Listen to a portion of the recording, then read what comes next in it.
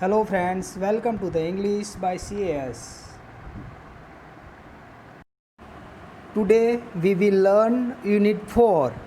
The title of the lesson is A Wonderful Creation. Adbhut Sarjan.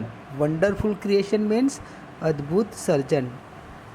આ પાઠમાં મિત્રો આપણે માતા વિશે જે વર્ણન કરવામાં આવ્યું છે તેના વિશે આપણે અભ્યાસ કરીશું. એના વિશે જે પાઠમાં જે ભગવાન જે માતાનું સર્જન કરે છે અને દેવદૂત જે એમાં સાંભળે છે અને એને જિજ્ઞાસા જાગે છે એ વિશે આપણે પાઠમાં જોવાનું છે. જોઈએ તો પાઠમાં હવે આપણે The good Lord was extremely busy. Extremely બીજી એટલે અત્યંત વ્યસ્ત હતા. શું કહે છે કે એ દિવસમાં the God lord was extremely બીજી ધેટ ડે એટલે એ દિવસમાં ઈશ્વર એટલે ભગવાન ખૂબ જ વ્યસ્ત હતા. એક્સ્ટ્રીમલી મીન્સ અત્યંત. He was into his 6th day of overtime અને એઓ આજે કામ કરવામાં એમના આજે 6થો દિવસ હતો ઓવરટાઈમ કરતાં વધારાનો કામ કરવામાં. When he was working with full concentration એટલે એકાગ્રતાથી કામ કરી રહ્યા હતા. An angel appeared and comment ત્યાં એકાએક એક દેવદૂત આવ્યો અને કહ્યું કમેન્ટ કરી you are taking so much care for creating this creature. Inverted કોમામાં છે એટલે એ પોતે બોલે છે કે તમે આ પ્રાણીના સર્જનમાં તમે વધારે પડતી કાળજી લઈ રહ્યા છો. That's true said the Lord. ભગવાને કહ્યું ખરું છે. Do you want to know the details. શું તું સંપૂર્ણ વિગત જાણવા માગે છે? તારે બધા એને વિશે માહિતી જોઈએ છે. What are they? The Angel was curious અને એન્જલ એ જાણવા માટે વધારે ક્યુરિયસ જિજ્ઞાસા જાગી. શું છે તે એમ કે વોટ આર ધે તેઓ શું છે? All her part should be movable and replaceable too. Inverted કોમામાં છે. જો આ શોર્ટ નોટ છે વન્ડરફુલ ક્રિએશન ઓફ મધરની. અહીંયાથી આ વાક્યો આવ્યા છે શોર્ટ નોટમાં. All her part should be movable and replaceable too. એના બધા જ અવયવોનું હલનચલન થવું જોઈએ અને તે બદલી શકાય તેવા પણ હોવા જોઈએ. શુડ એટલે હોવા જોઈએ. કોઈ પણ વસ્તુ જ્યારે ફરજ દર્શાવે છે. સી હેઝ અ લેબ તેને ખોળો છે. ધેટ ડિસઅપિયર અપિયર એટલે દેખાવું ને ડિસઅપિયર એટલે અદૃશ્ય થઈ જવું. વેન સી સ્ટેન્ડ્સ અપ તેને ખોળો છે કે જે જ્યારે તે ઊભી થાય છે સ્ટેન્ડઅપ ત્યારે એ અદૃશ્ય થઈ જાય છે. I have to endow her with a kiss that can cure everything from broken legs to broken heart. કે જે મેને એક વસ્તુ એક ચુંબન મૂકવાનું છે કે જે બધા ઉપચાર કરી શકે. શું કરી શકે? એવરીથિંગ ક્યુર એવરીથિંગ બધા ઉપચાર કરી શકે. શું ઉપચાર કરી શકે? કે ભાંગેલા પગથી ભગ્ન હૃદય સુધી આ બધું એને કરી શકે. મોર ઓવર આ ઉપરાંત she has to have 6 pair of hand અને આ ઉપરાંત એને શું છે 6 પેર ઓફ હેન્ડ્સ એટલે એના જે કેટલા હાથ છે એના હાથ 6 જોડ છે. કેટલી હોવી જોઈએ? 6. C must be able two run on any food available અને કોઈ પણ ખોરાક પર એ નભી શકવી જોઈએ. And should have 3 pair of eyes અને આંખોની 3 જોડ હોવી જોઈએ. The angel shook his head slowly and said. એન્જલે એનું માથું ધીરે રહીને હલાવ્યું અને કહ્યું અ માઇટી ઇમ્પોસિબલ ટાસ્ક. અરે આ તો ઘણું અશક્ય કાર્ય છે. કેવું છે? અસંભવ કાર્ય છે. આઈ સપોઝ 6 પેર ઓફ હેન્ડ્સ નોવી. શું કહે છે? 6 પેર, 6 જોડ જે હાથ છે એ મને કંઈ વાંધો નથી. પણ નો, these hands are not problem for me. It is the 3 pair of eyes that the mother have to have. Lord look puzzle. ભગવાન મૂંઝાઈ ગયા છે. શું કહે છે? કે ના, હાથની મને કોઈ સમસ્યા નથી. Hands are not problem for me. મને કોઈ સમસ્યા નથી હાથની, પણ માતાઓને આંખની 3 જોડ હોવી જોઈએ એ મને સમસ્યા છે. એટલે લોર્ડ લુક પઝલ, ભગવાન થોડા મૂંઝાયેલા લાગતા હતા. Oh so you are creating a standard model of mother. અરે તમે માતાઓની એક આદર્શ મૂર્તિ તૈયાર કરી રહ્યા છો. કોણ કહે છે? દેવદૂત કહે છે, એન્જલ કહે છે ભગવાનને. બટ 3 પેર ઓફ આઈઝ, પણ આ આંખોની 3 જોડ. What for? શા માટે? ધ એન્જલ ગોટ ઇન્ટરેસ્ટેડ, અને દેવદૂતને રસ પડ્યો. હવે કહે છે 1 pair that sees her children through close door. હવે એક એવી જોડ છે કે પોતાના બાળકોને બંધ દરવાજાની આરપાર જુએ છે. Another pair to look at her children and say. અને બીજી જે જોડ છે એ બાળકોને જુએ છે અને કહે છે I understand and I love you without uttering a words. જોઈને શું કહે છે?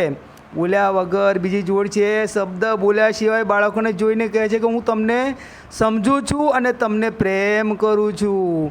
And the third pair to see all secret thing. અને ત્રીજી જોડ છે એ બધી છુપી બાબતોને જાણે છે વિધાઉટ ઓપનિંગ ધેમ, ખુલ્લી કર્યા વગર. શું કહે છે? આંખો ખોલ્યા સિવાય ત્રીજી જોડથી બધી જ ગુપ્ત વાતો, જે જાસૂસ વાતો છે, સિક્રેટ વાતો છે, જાણી શકે છે. એટલે આ 3 પેર જોડ ભગવાને જે આપી છે તેનું વર્ણન કર્યું. લોર્ડ, રે ભગવાન, requested the angel, please go to bed. સૂઈ જાઓ ભગવાન, મહેરબાની કરીને. Do not take so much trouble in a single day. ભગવાનને કહે છે કે તમે આ સિંગલ ડે, એક દિવસના કામ કરવાની જગ્યાએ તમે આટલો બધો સમય ના બગાડો અને તમે સૂઈ જાઓ. I can not. He refuse. Refuse એટલે ના પાડી દે. હું ના કરી શકું આવું. I have almost completed the work. મારે આ બધું કાર્ય પૂર્ણ કરી દીધેલું છે. I have put the best of my ideas into this model. હવે મારે મારા શું કરવાના છે? મારા સારા વિચારો અંદર આમાં મૂકવાના છે. Now this mother will heal herself when she is sick. હવે માતા પોતાની જાતે જ એ શું કરી શકશે? હલનચલન કરી શકશે જ્યારે બીમાર હશે ત્યારે. She would be able to feed a family of 6 member only 1/2 kilo cabbage. 500 gram કોબીજની અંદર એ બધા કુટુંબના 6 સભ્યોને ખવડાવી શકશે. And she would manage a child bath, play, study, food and sleep without getting irritated. Without getting irritated એટલે ગુસ્સે થયા વગર બાળકને નવડાવી શકે, રમાડી શકે, અભ્યાસ કરાવી શકે, ખવડાવી શકે ને સુવડાવી પણ શકે છે. Without the Angel vent round the model of the mother very slowly. હવે પેલો દેવદૂત ધીમે ધીમે માતાની મૂર્તિની પ્રદક્ષિણા કરી, સ્લોલી, ધીરે ધીરે. He touch it and said it is too soft. એને સ્પર્શ કર્યો અને કહ્યું ખૂબ જ કોમળ છે. It is too soft but very tough said the lord excited. પણ ભગવાન કહે છે કે તું ભલે એમ કહે છે કે બધું કોમળ છે, પણ આ ઘણું બધું કૂચું છે, કઠોર છે, આ મજબૂત મનોબળવાળી છે, એવું ભગવાને કહ્યું. You can not imagine what this mother can do and endure. Endure એટલે સહન કરવું. ENDURE. આ માતા શું કરી શકે છે અને કેટલું સહન કરી શકે છે તું કલ્પના નહીં કરી શકે. Can it think? એ વિચારી શકે. Not only can see think but can reason and compromise. Compromise એટલે સમાધાન કરવું. Compromise to said the Lord. ભગવાને કીધું કે માત્ર વિચારી જ નહીં શકે, બુદ્ધિપૂર્વક વિચારી સમાધાન પણ કરી શકે છે.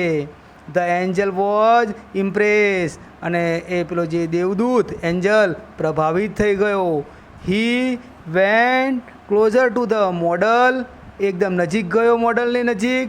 And move his finger across the cheek, અને એ મૂર્તિની નજીક ગઈને ગાલ ઉપર આંગળી ફેરવી.